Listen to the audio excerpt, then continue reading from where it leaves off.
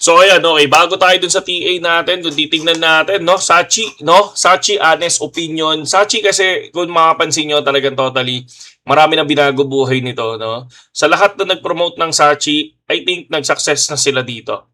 Hindi na, wala na sa kanila yung bola, no. Ang bola ay nasa investor na. Kung magbebenta ba sila or hindi na. 'Di ba? Or magbebenta ba sila or kukunin pa nila yung inaasahan nila yung isa sa pinaka magandang possible na pwedeng mangyari kay Sachi, yun daw yung pagka-list nila sa Binance. Okay? So, for me, wala nang ano diyan, wala nang kinalaman ang mga investor ay ang mga promoter dito. Kasi again, kumita na sila ng napakalaki dito. Yung mga nag-invest dito is kumita na.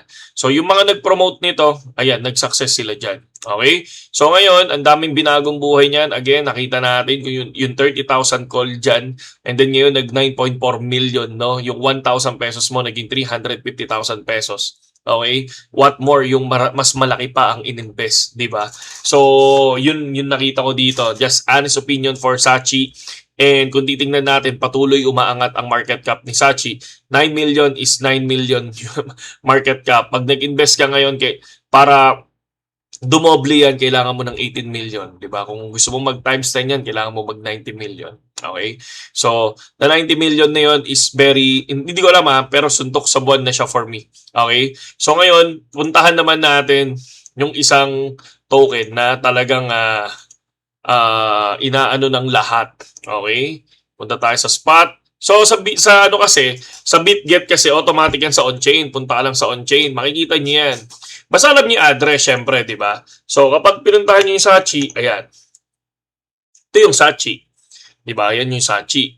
'Di ba? So ngayon, pag pinuntahan mo naman si Pop, ito si Pop. Yan, ito. So ngayon, so far nasa 311,000 na sila, no?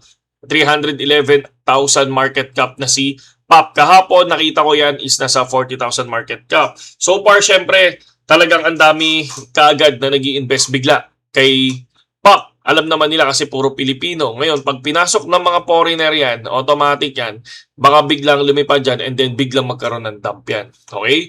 Again, Pinoy ang developer ng Pop.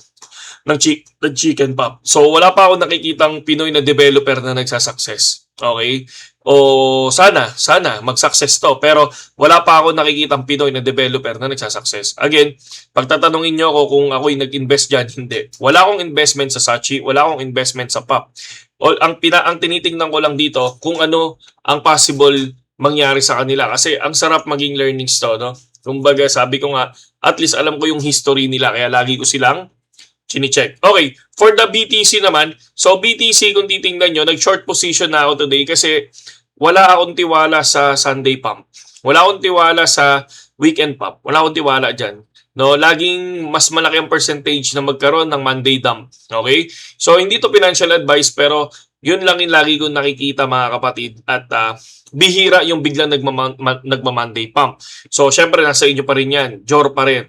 Okay? So far, kung makikita nyo yung trade ko, wala, masyadong mababa lang.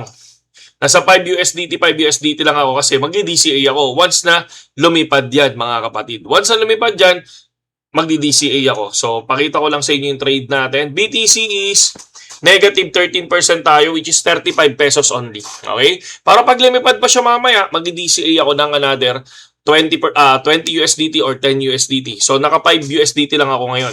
So, for PIPIN, 125%, naka 6 US dollar ako dito, which is 400 pesos. And XRP is negative 10%, 29 pesos. And Ethereum ay negative 7, which is 20 pesos. So, yun yung gagawin ko once na lumipad to. BTC, kapag lumipad ng nasa 89, ang gagawin ko is mag-DCA. Okay? DCA lang ako dyan ng DCA hanggang sa biglang bumagsak yung value. Okay? So ngayon, pero syempre may risk ako dyan. Hanggang kailangan mag-DCA sa BTC. Ang lagi kong pondo sa isang token once na nag-DCA ako is 2,000 pesos. Ngayon, pag naubos yun, okay, good. Hindi ako mag-DCA na ulit. Maghahanap na ulit ako ng ibang trading. So ngayon, katulad nito, si Pipin, no, kung mapapansin nyo, pumasok ako ng 0.079, then lumipad to ng 0.83, tapos nag-DCA lang ako doon ng $2. Ayan, kung titingnan nyo, biglang umangat din yan. So ganoon lang ginagawa natin mga kapatid. Okay? So yun lang sa mga wala pang BitGet mga idol. Ayan lang. Nandiyan lang yung link natin sa description and sama-sama tayong mag-trade.